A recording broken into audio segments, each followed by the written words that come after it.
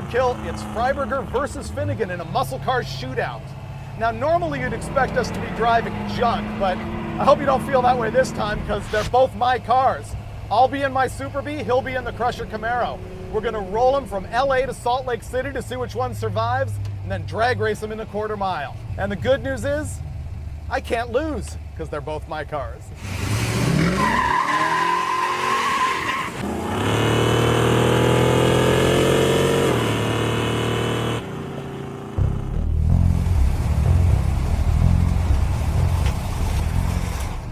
Hey.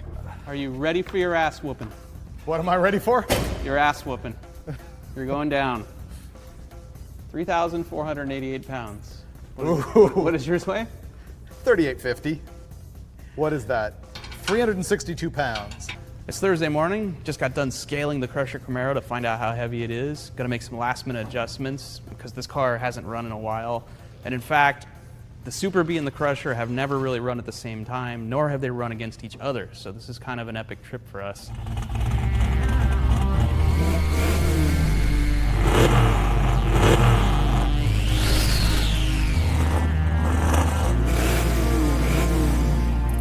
There's a lot of history in both of these cars, not only for Hot Rod Magazine, but with me personally.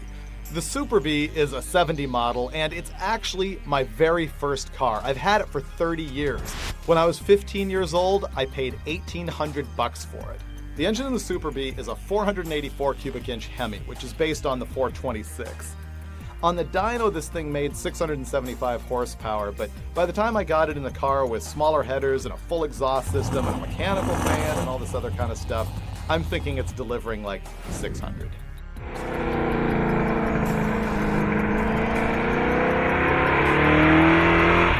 The Crusher Camaro is a 67 model that has been with the magazine since about 1994. At the time, the gas companies in California had scammed the government into this program where they were collecting old cars and they were crushing them for smog credits that allowed them to put out more pollution from their offshore refineries. So I remember going down to a junkyard and I spotted this 67 Camaro and I thought, no way is this guy handing that car in to get squeezed. I ended up paying $700. The engine in the Crusher right now is a 489 cubic inch big block Chevy. But the big deal is the belt-driven intake manifold, the Wyand 871 supercharger topped by two 850 Holley carbs. Pushing like 5 pounds of boost through this thing, it makes a brutal torque curve and 700 horsepower. Both of these cars have electric fuel pumps, and when you wire them normally, they run all the time, wide open. That heats the fuel up in a fuel cell, and when you've got a fuel cell this small and it's a 100-degree day out, you don't want hot fuel in here. So we're putting fuel pump controllers in both cars that'll slow the pumps down at idle, keep from heating the fuel up, it'll make the pump live longer, keep the thing from vapor locking, all good. In theory. Theory? So we break down on the side of the road today.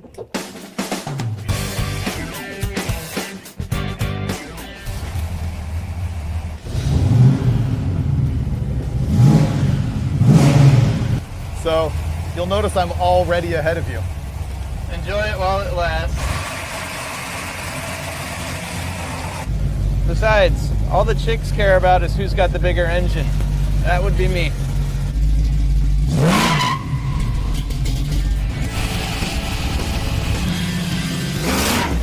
Get out of the way, Escalade. There's a whole lot of awesome coming through right now. Oh, the meter's on. It's like a Christmas tree. There's no question Finnegan's gonna boil the hides away from the meter. Whole shot.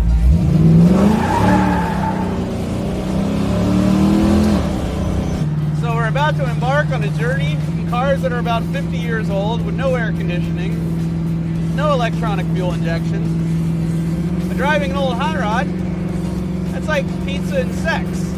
Even when it's bad, it's still good. And let's see, we've gone less than a mile and we're about to test the cooling system out in the car. LA traffic in a big way. I'm guessing the Crusher's still at 160 degrees. 171. I just crested 180. Yeah, we maybe have to take the hood off your car at some point. This is where those fuel controllers are a really big deal. This is really weird because I've got a seat belt, a side mirror, and 4.5 gauges that work.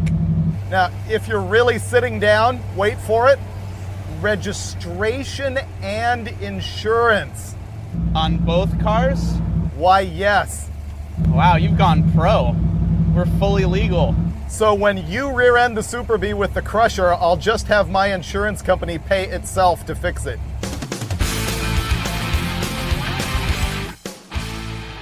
Okay, I hit 200. At about 188 degrees here. No hood works. No hood for the win. Okay, 220. We should probably get off. I will follow you. Hemi, not known for running cool or getting good mileage. I got up to 220 at one point in that traffic, but that was after 45 minutes of sitting. So I'm gonna say it wasn't that bad. Get rolling and it comes right down to 180, but what's really funny is that I got 7 miles to the gallon. Proud of that number. Probably getting worse than that today because I'm taking every available inch of the highway and doing burnouts. I think that means it's done. Nobody light a match. Well, Finnegan got 6, so once again he did win. But he continues to gloat about my car being superior to my car. And I don't think he gets that.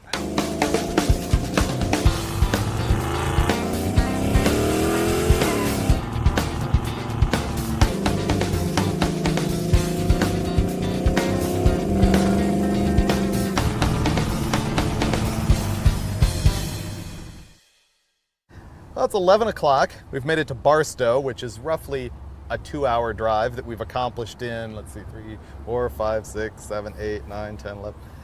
Have we really been on the road 7 hours? Yeah, we're right on time. Yeah.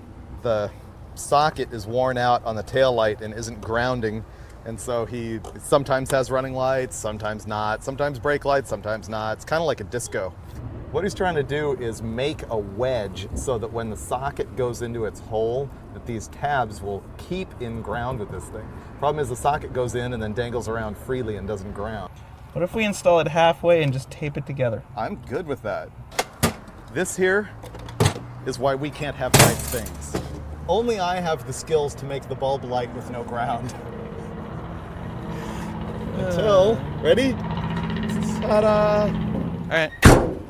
Still on? If we were here any longer, we would have to pay rent. I survived the slam test. Ready?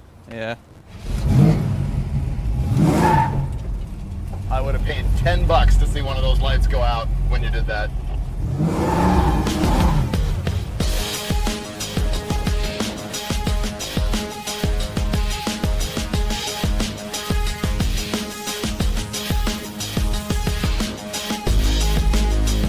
Yeah, 12 hours to get to Las Vegas. Should be a 5-hour drive. We're gonna go cruise the strip a little bit, listen to some bums scream at each other, maybe score some meth.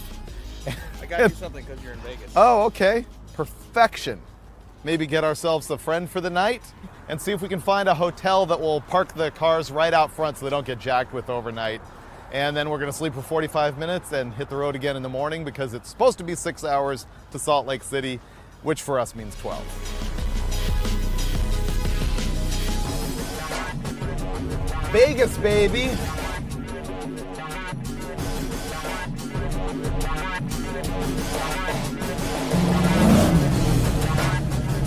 The Super Bee will never, ever top the Crusher for the ability to just blaze tires at will. I think you just need to try harder is all. It's so realistic, I feel like I'm actually in New York right now. The cab drivers in Vegas are every bit as salty and crazy as the ones in New York. Now it is Friday at 1:30. We got into Vegas at 5:30 in the morning last night and we had to sleep this morning because now we have 9.5 hours to drive to Salt Lake City where we're gonna attend the midnight drags at Rocky Mountain Raceway and they open at 11 p.m. It's 104 freaking degrees in the desert right now.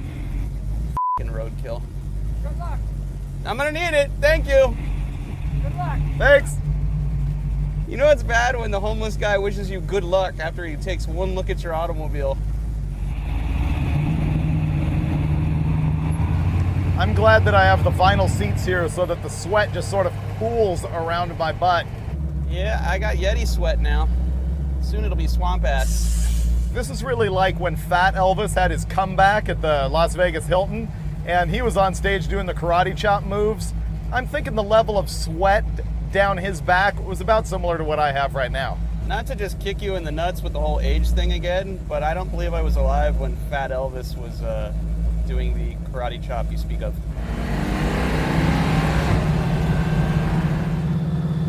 That's a little better. Oh, that's still hot. I now understand why pimps in the desert favor white upholstery. They just gotta stay cool.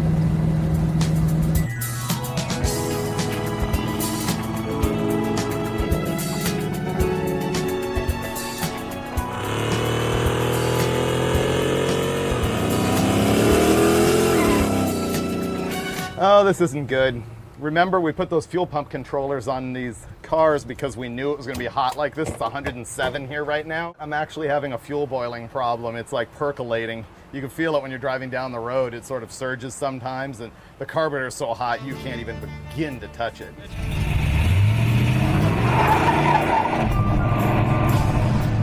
On day 2, the heat was even worse, but we kept moving pretty fast on the highway, which solved the overheating problems for the radiator. The poor fuel pump was suffering so bad in the heat that it started to groan, and the car was actually surging from fuel starvation on the highway.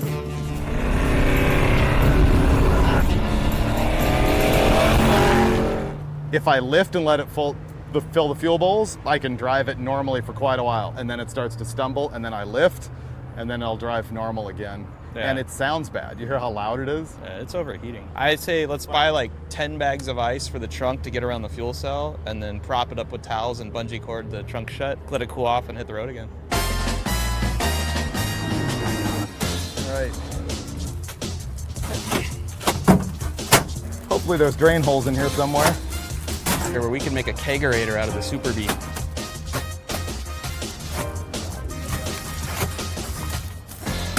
All right, 5 more ought to do it. That's what you get for building a drag car and pretending it's a street car. Well, but this is actually not really a drag car. It's neither fast nor streetable. You put the gas tank and the fuel pump inside the vehicle. Not a street car anymore. Is that what it says? I think this is going to fix it. Finnegan's argument is that it's a tuning problem. I think that this alone is going to solve it, so we'll find out what happens. $100 for ice. What the hell? That's going to be fun to expense.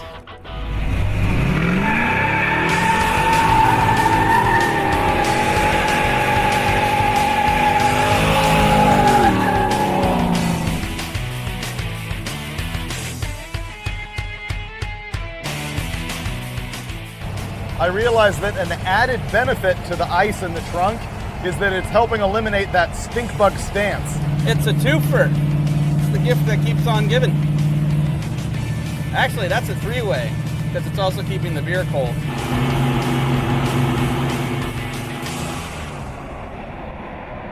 It's 9:09. We want to be there in 51 minutes. And I think we're about 2 hours away, but we've been booking 80 miles an hour, right up to the point where we ran out of gas in the Crusher within sight of the gas station. And also, you know, did you realize we lost an hour? We didn't take that into consideration. This is Utah. It's mountain time. Oh, man. Drive faster. Beer in a bag, polygamy, lost an hour? I don't want to be here.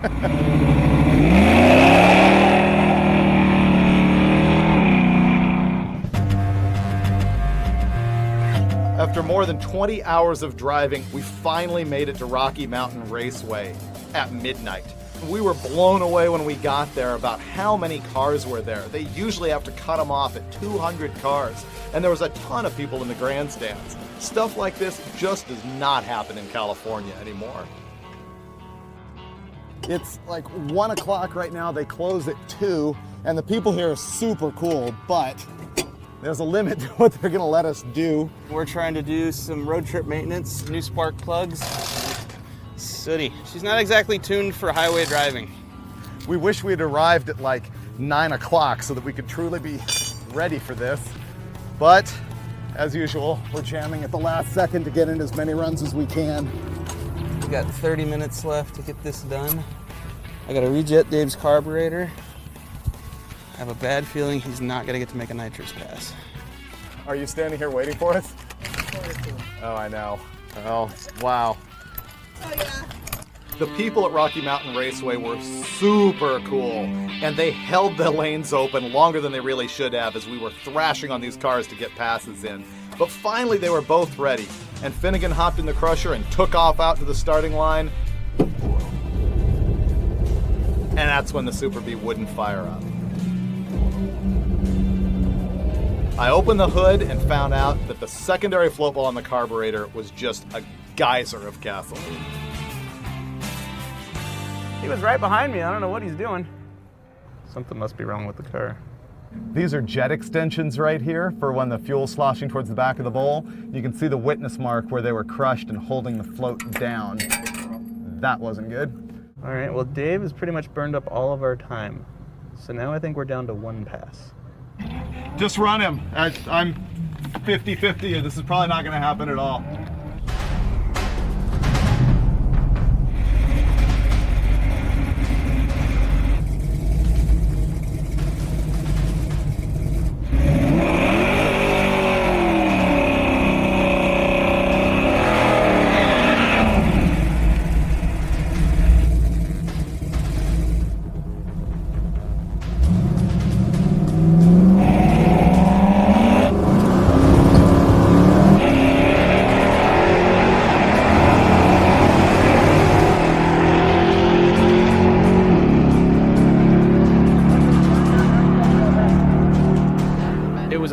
Drag that Freiburger and I didn't get to race. And honestly, totally my fault. As I was slamming the carburetor back together, the float in the float bowl actually got stuck on the jet extensions and sunk it. You gotta have a love-hate relationship with automobiles, especially old ones. As much fun as we had driving all the way here, you get right to that last minute, right to the mountaintop, and get gut punched. That's what Dave got. It was a big letdown to just be sitting there in the pits. The Crusher went out there and ran an 11:19 at like 120-something miles an hour. Also kind of a disappointment. That car is proven to run 1060s at Fontana, but the problem is there was 6,000 feet of density altitude at the drag strip that night, reducing the boost from the blower, which just kills horsepower.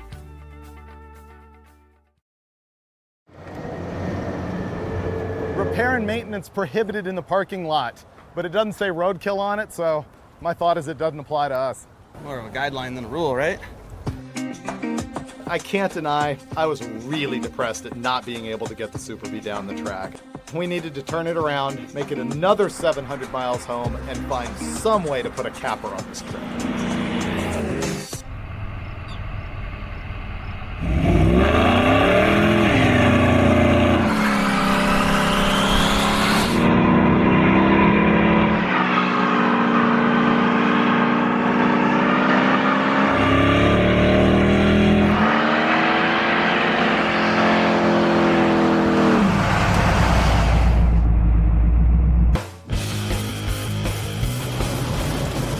After a little bit of burnout mayhem to sort of relieve the pressure, we came up with a scheme. When we're done with this show, 2 days later we've got to leave for the Bonneville Salt Flats to go race our Camaro. And the problem is, we didn't have a truck to haul the thing up there. As a matter of fact, the car isn't even together. We'd found this really cool ramp truck before we left, but didn't have time to go buy it. And so we decided on the tail end of this trip we were going to haul down to San Diego, California and pick it up.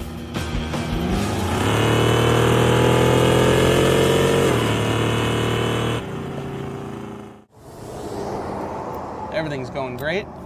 Get into Nevada, cruising down a big mountain. All of a sudden I hear, psst, boom, blow a tire. I immediately have flashbacks of the Gremlin all over again, except this time I don't crash. Pull over. Tire actually came off the rim. So this time we're smart. We brought spare wheels with us, but we weren't smart enough to bring lug nuts that actually fit these spare wheels. So I've robbed washers off of all the other wheels on this car, and I'm now spacing the lug nuts because they're too long with Craftsman wrenches. That's right, folks. 11/16 and 3/4 inch shorty Craftsman wrenches. And we only have 3. This is what's going to be holding this wheel on as I limp down the road 10 miles to a hotel because I'm going to go to bed. I'm done.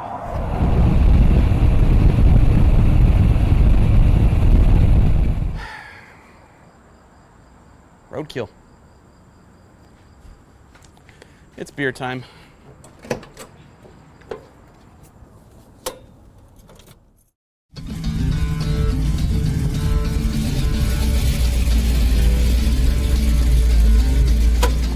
This thing is mint. Well, I can tell already this is one of our better purchases. Oh, this is way too good for us. I think it's got 56,000 original miles on it. It's got the good front end on it. It's a 73. Yeah, see, it doesn't have the flat front of the later models. This is cool. And it doesn't have drip rails. It doesn't have shoulder belts. I seriously think 56,000 could be legit. No more trailers. You know what else that means? No more 55 miles an hour in California. Will it go over 55? Oh, that I don't know. Probably not. It's got a winch. Oh, it has a winch. The air Two conditioning gas works. tanks. The stereo works. It has a FM radio communication for Baja. Wait, a stereo? Wow. How much was this? $3,500. We've spent more than that on a lot worse. Oh no, this is a huge score. Let's see if it'll run though. I have to admit it did have a dead battery. Something had to be wrong with it. You want to...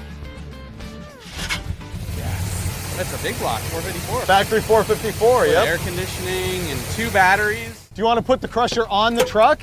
We could. We can just test it out now. As a roadkill trip goes, this really wasn't that much of a fiasco. Yeah, we kind of failed at the drag strip, but we did drive 2 of my cars 1,500 miles by the time we were done, and that's a pretty big deal, especially when you're looking at stuff that has this kind of horsepower and that hasn't been on the road that much for a long time. As it turns out, this ramp truck is way too good for us. Having said that, the junk's probably going to blow up halfway to the salt flats, and you'll see more of that on the next episode of Roadkill.